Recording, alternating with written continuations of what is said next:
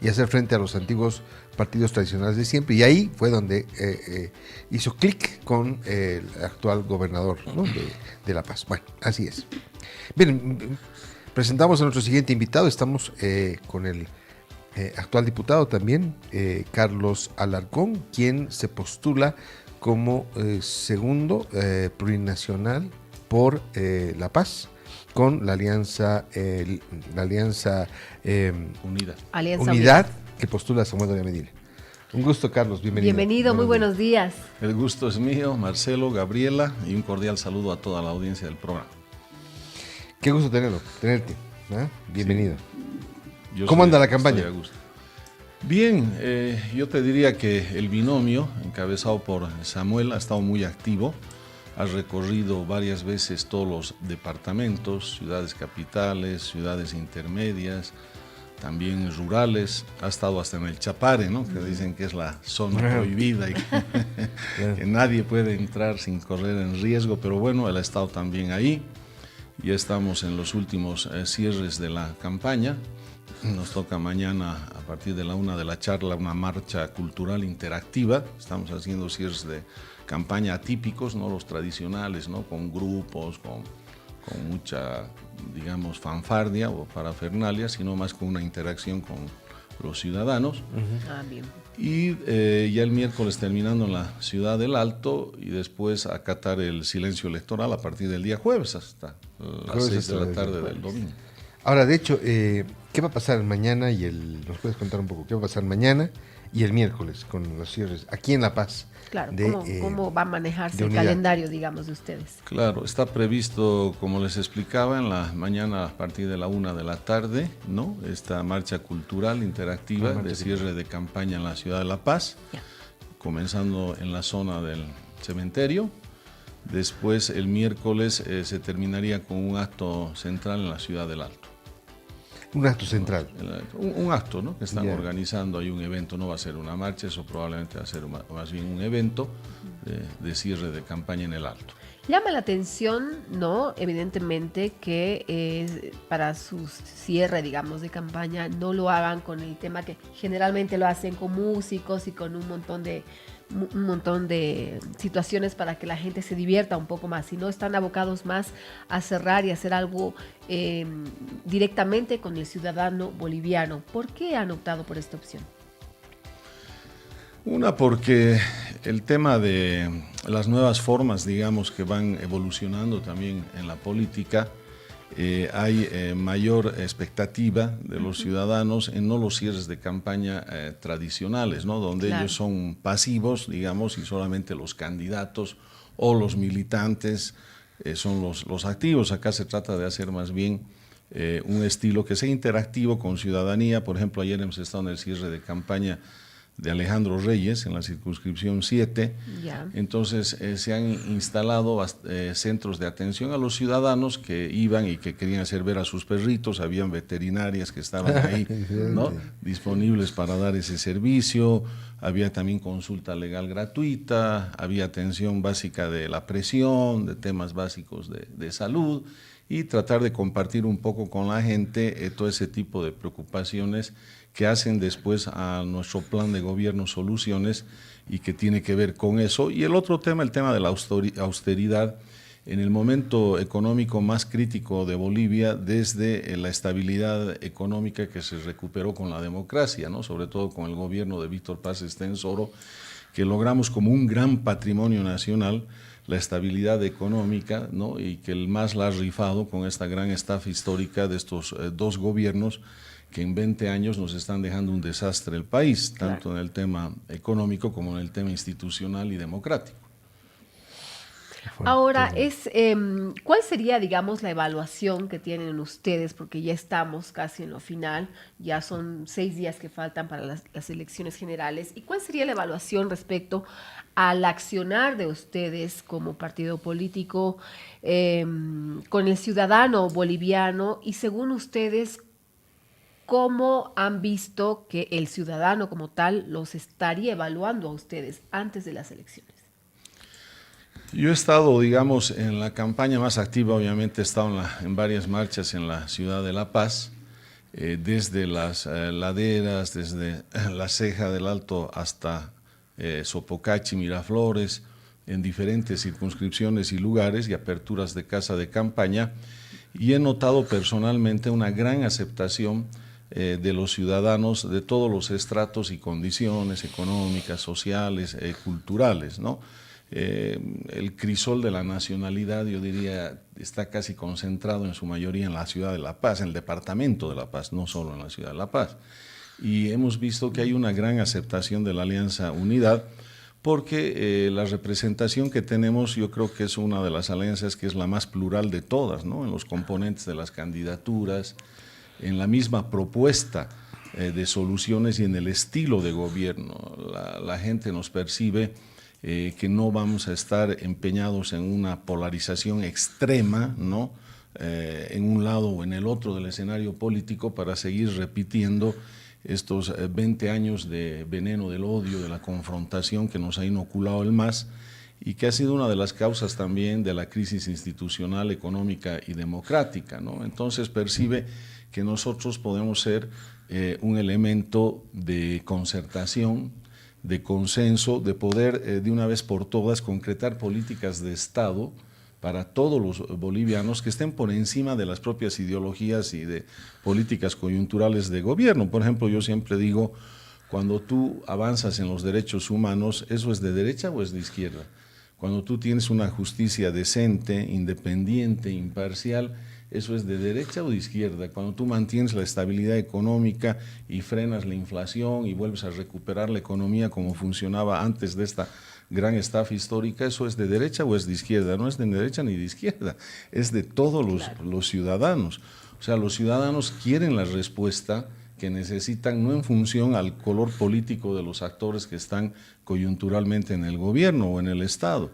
Y creo que transmitimos esa idea y ese mensaje y estamos esperando que nos confíen el voto, ¿no? Yo hablo especialmente en este momento, el voto seguro es el voto por Samuel, y queremos que nos confíen el ciudadano el voto como una relación de fiducia, es decir, no que nos entregan el voto para que hagamos lo que queramos, sino que nos confíen el voto para que nosotros le respondamos al ciudadano esa confianza que deposita en nosotros. Y creemos que vamos a hacer el día domingo la opción ganadora en las urnas.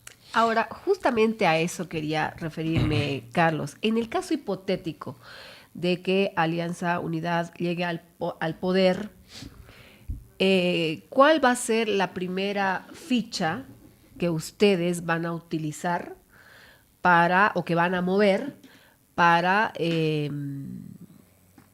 poder generar ese gusto a la ciudadanía boliviana por haber escogido, digamos, a Alianza Unidad como gobernantes en Bolivia? Yo les diría que hay 3 medidas legislativas prioritarias que las anticipó también el binomio de Samuel con José Luis.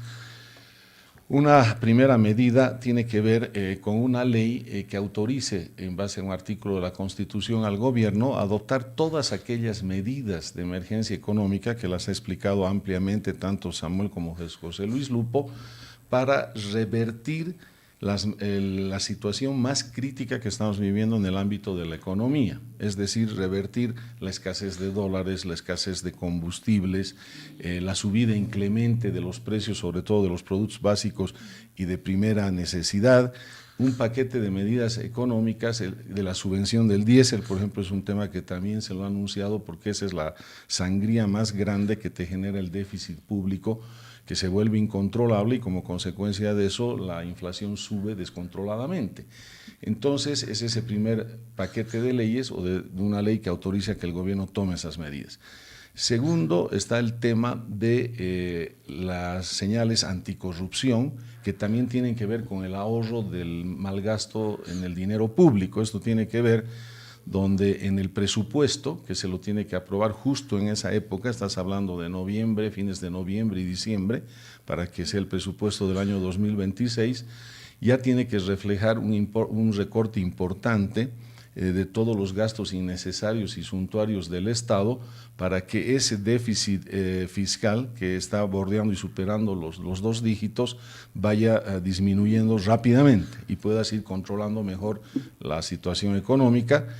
Y decretos que ofreció Samuel que tienen que ver con un recorte en el propio órgano ejecutivo de todo ese gasto innecesario, ese derroche en parafernalia, en gastos suntuarios, innecesarios, que se ha hecho el cálculo preciso en base al actual presupuesto y a la información que se obtuvo de las reparticiones públicas, que ahorrarías $350 millones por año y que eso podrías utilizar inclusive para no rebajar ningún bono, porque en la guerra sucia han hecho creer que íbamos a eliminar los bonos sociales, sino más bien para aumentar un poco la renta dignidad y aumentar el Juancito Pinto. El otro decreto, que es en base a la experiencia que hemos tenido con el caso Bot Trading, donde el informe que trabajamos en la comisión, que se conformó a pedido mío, hemos logrado en un Google Drive poner los contratos millonarios donde YPFB se disfrazaba de bot trading para revenderse más caro el combustible que nos venden los surtidores, diésel, gasolina y el propio petróleo crudo. Entonces, decían los periodistas, primera vez que desde nuestro celular podemos acceder a ese Google Drive y ver contratos millonarios de yacimientos, porque antes esto era como un secreto de Estado, claro, que nadie los podía conocer. Entonces, ya ha planteado ese otro decreto inmediato, Samuel, donde todo se va a poner en la nube, ¿no?, de manera inmediata, el decreto en las primeras horas del gobierno, y se acabó el secreto, se acabó el oscurantismo medieval, que es una de las fuentes principales de la hipercorrupción que hemos vivido en estos largos 20 años de gobiernos del MAS. Esos son 2 temas. Y el tema judicial, el tema de justicia, tienes que reparar un tremendo daño histórico con la persecución de los presos políticos, los perseguidos, los exiliados, los refugiados, que si tú ves los juicios que han hecho son juicios montados, son juicios prácticamente armados de manera dolosa y fraudulenta, tanto por Evo Morales como por Luis Arce Catacora, para eliminar en las cárceles a los adversarios políticos o a los que se iban al exterior porque corría riesgo su libertad. Entonces, se va a hacer una ley rápida, dicho en el primer día de gobierno, el mismo 8 de noviembre la va a presentar Samuel, donde todos estos procesos con causa írrita, como se llama, van a ser anulados y, por supuesto, la consecuencia es que van a ser liberados los presos políticos y los exiliados políticos van a poder retornar al país. Bueno, hay una cantidad de propuestas que se han discutido en este último tiempo. Vamos un poco a la campaña. ¿Cómo ves el tema de las encuestas? ¿Qué sabor deja? Ya terminó la época de las encuestas. Unidad justamente ayer con varios voceros ha sacado un pronunciamiento con decir que las encuestas han dado como ganador a Samuel Doria Medina, ¿no? ¿Es así? ¿Cómo ves esta situación? Hay una sola encuesta, la del Deber, que ha dado un resultado diferente, que pone primero a Tuto, ¿no? Pero ustedes en las encuestas propias además, ¿cómo se están viendo en este momento? No, mira, el único que, digamos, que te podría señalar es en relación a las oficiales que han sido las presentadas, las que comentas y aprobadas por el Tribunal Supremo Electoral, y claramente lo que se evidencia ahí son tendencias, ¿no? Porque una encuesta es una fotografía del momento, ¿no? Una fotografía que… Una Polaroid, una instantánea. Exacto, ¿no? que después puede cambiar, ¿no? Puede variar, es decir, no es que esto se mantiene inalterable el día de la votación, pero creemos que sí marca una tendencia muy importante y da una señal, la tendencia de que este es el momento más crítico del país después de tantos años en el tema económico y tú necesitas un gobierno sólido, contundente y categórico para dar las respuestas que necesita Bolivia en los 3 ámbitos que les señalaba, en el ámbito económico, en el ámbito institucional y en el ámbito judicial y democrático. Y para eso necesitas una clara mayoría y contundente mayoría parlamentaria, ¿no? Que no estamos hablando de la hegemonía del MAS, que son 2 cosas distintas, ¿no? Porque la hegemonía del MAS era para generar abuso de poder, prebendalismo, corrupción, ineficiencia, ¿no? Y básicamente eran levantamanos que seguían las órdenes del dictador que era Evo Morales. Aquí estamos hablando de una mayoría, ¿no?, de parlamentarios que vamos a poder llevar adelante leyes que respondan a ese programa de gobierno que tenemos que se llaman soluciones y que algunos aspectos, por ejemplo, de medidas urgentes les acabo de adelantar. Entonces, con una mayoría sólida en las dos cámaras, eso te permite adoptar de una manera mucho más efectiva y eficiente estas leyes que son tan necesarias para el país. Entonces, eso es un mensaje importante, ¿no? Por eso nosotros creemos que el voto seguro está con Samuel y con José Luis Lupo. De hecho, ¿tú crees que va a haber segunda vuelta? Marca la tendencia que hay una alta probabilidad de que haya la segunda vuelta, que sería la histórica, porque sería la primera vez que habría en Bolivia la segunda vuelta, pero también hay mucho voto indeciso, ¿no? Algunos también hablan del voto oculto, ¿no? Aquí tal vez lo que se tendrá que develar el domingo es que antes el voto indeciso oculto favorecía en todas las anteriores elecciones al MAS, porque el MAS era el partido que estaba encumbrado, digamos, en la preferencia electoral. En cambio, hoy en día la situación es al revés, es decir, si tú revisas, más allá de las encuestas, por la propia situación económica, que el MAS fue la gran estafa histórica contra su propio votante, yo te diría que electoralmente el MAS está por los suelos. Entonces puede haber una probabilidad de que ese voto oculto, indeciso, en alguna proporción mayor, gire más bien hacia nuestro lado, ¿no?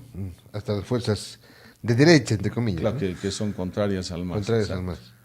Ahora, entonces es muy posible que en la segunda vuelta que dices que puede haber, se compita con Tuto Quiroga. Esta competencia puede derivar en que el gobierno que se establezca puede hacer un cogobierno con Tuto Quiroga, se puede hacer una alianza, no se pudo hacer antes, se podrá hacer después en la asamblea. Tú has estado en la asamblea, sabes cómo funciona la cosa, entonces realmente eso, ¿ves factible este tema? Bueno, mira, una de las necesidades básicas que tiene Bolivia es hacer una reforma parcial a la Constitución, precisamente para rescatar del desastre al sistema de justicia, ¿no? Y eliminar adicionalmente todas esas trabas o candados de un estatismo trasnochado que se le ocurrió a Evo Morales, como por ejemplo prohibir el arbitraje internacional, y esa norma de la Constitución es lapidaria para atraer inversiones en el país. O sea, en este momento, parte de la respuesta estructural a la crisis económica es que inversiones de calidad en sectores no solamente estratégicos, sino inclusive del comercio y de la industria cotidiana del país, tienen que venir del exterior y no van a querer venir si tienes esos candados que te dicen que cuando hay un problema con el inversionista, ¿no? Resulta que el que resuelve eso es el juez boliviano, que además depende del gobierno autoritario como fue Evo Morales o Luis Arce Catacora. Entonces es imposible que vengan así las inversiones. Ese tipo de candados, de ese estatismo trasnochado que ha sido un autosuicidio económico del país, tenemos que eliminar de la Constitución. Y para eso necesitas hacer una reforma parcial conjuntamente con el tema de la transformación integral del sistema judicial con un gran acuerdo nacional por la justicia.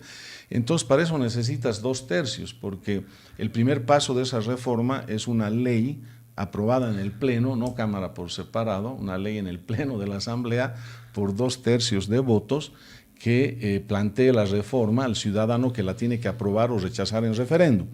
Entonces, para llegar a los 2/3, obviamente tienes que hacer acuerdos. Ahora, para las leyes ordinarias o comunes con mayoría, en función a los resultados de las elecciones del 17 de agosto, del próximo domingo, ahí sabremos en qué medida es necesario tener qué tipo de acuerdos con otros partidos democráticos de oposición. Queda claro que es importante por eso que en este momento la unidad está en voto del ciudadano, ¿no? En el voto del ciudadano está la unidad hacia la concentración del voto a la mejor opción que consideramos es la nuestra, para que podamos tener para las leyes ordinarias una clara mayoría parlamentaria.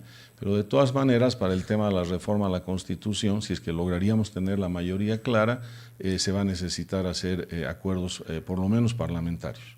Hay acuerdos que se hacían por 2/3 y que este gobierno, justamente el gobierno de Arce, o en el gobierno de Arce se han cambiado a simple mayoría, ¿no? O a mayoría. ¿Se debería retomar los 2/3 para esos para volver, digamos, a normalidad o se debe quedar así? Sí, eso fue en el reglamento. El ¿no? reglamento. Lo interesante es que el día que se estaban yendo a su casa los parlamentarios en el último momento de gobierno de Evo Morales, ¿no? Que él ya no estaba, sino estaba a cargo Eva Copa, ¿no? O sea, la gran renovadora, ¿no? De la gente joven, etcétera. ¿Qué fue el paquete de sorpresa que le dejó al país? Que hizo cambiar las normas que te garantizaban juego limpio en el debate parlamentario. Por ejemplo, si querías cambiar el orden del día y decir ya no vamos a tratar esta ley, sino de sorpresa aparece esta otra, necesitabas 2/3. O si querías hacer un tratamiento por tiempo y materia sin tratar otra ley y priorizar una porque es una ley de emergencia o de urgencia. Y ustedes saben que han eliminado todas esas normas de los 2/3. O sea, la gran renovadora se convirtió en la principal saboteadora del juego limpio en la Asamblea Legislativa. Esta Asamblea debería retomar el juego limpio. Pero claro, tenemos que retomar toda la institucionalidad democrática y toda la institucionalidad del Estado de Derecho, porque eso es lo que después te termina socavando las libertades ciudadanas, el desarrollo económico. Si no tienes una sólida institucionalidad democrática que responda a las necesidades de los ciudadanos a través de un juego limpio en el ámbito político, tanto parlamentario como de los gobiernos nacional y subnacionales, no vas a poder tener una estabilidad económica en el corto plazo. Pero eso va a implicar más pactos, ¿no? Exacto, o sea, es una lógica, ¿de acuerdo? Nosotros, por ejemplo, nos dimos cuenta que fue una asamblea de barricada, ¿no ve? Y la mayoría, casi muchos ciudadanos, prácticamente despotrican con razones contra esta asamblea. Pero al ser minoría, ¿cuál ha sido el rol que hemos tenido que cumplir? Evitar que Luis Arce se vuelva otro dictador como Evo Morales y se quede indefinidamente en el poder. Ustedes saben que en el penúltimo año de trabajo que hemos hecho en esta asamblea, Luis Arce estaba con la intención de quedarse con las 2 cámaras, con las presidencias de las 2 cámaras. Si nosotros hubiéramos permitido eso, que se quede con las presidencias de las 2 cámaras, probablemente no hubiéramos estado en esta elección en las condiciones que estamos llegando. Y lo hubieras tenido un Luis Arce remedio pequeño de lo que ha sido Evo Morales, ¿no? A ver, Carlos, hipotéticamente hablando, ¿no? En el caso, ustedes como Alianza Unidad estarían en el poder, digamos. Los 100 días que tienen para solucionar los problemas, digamos, que tenemos acá en el país, la crisis que estamos viviendo, ¿a partir de cuándo empezarían a trabajar? ¿Cuál sería el día 1? ¿Qué fecha? Mira, el día 1 es a partir de, pasa la elección, yo te diría del 18, ¿no? En función de los resultados de la primera vuelta que se va a ver el domingo a partir del próximo lunes 18. Porque no es que hasta el 8 de noviembre, que es el cambio, digamos, de asamblea, claro, no es que te vas a cruzar de brazos, te vas a echar en la hamaca y no vas a preparar nada. Tienes que ya tener todo el terreno avanzado de las primeras leyes y decretos de impacto que necesita el país. Cuando Samuel habla de los 100 días carajo, lo hace en el sentido de que es una necesidad ineludible, como le ocurrió en su momento a Víctor Paz Estenssoro con la hiperinflación, que era la más alta del mundo. En la época de Víctor Paz Estenssoro cobrabas tu sueldo hoy día y a la tarde no te alcanzaba para comprar lo que comprabas el día anterior, con la misma cantidad de dinero, porque estaba desvalorizado.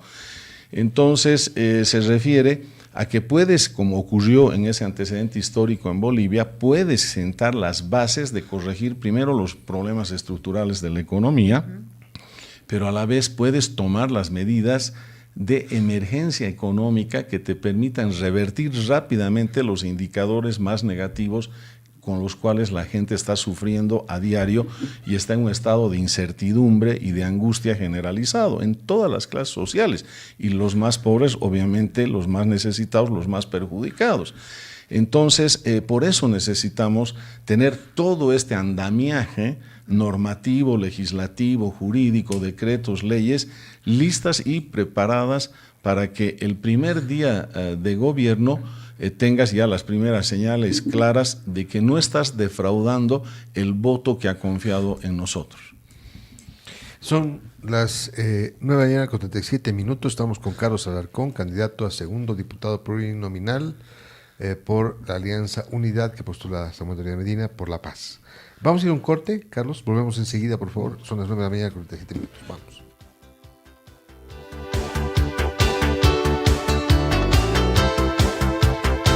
Ahora en Monumental FM. Síganme los buenos. Hacemos una pausa para informarte con las noticias más destacadas de último minuto. Son las 9:37 minutos. Monumental, siempre puntual. Esta es una radioemisora afiliada a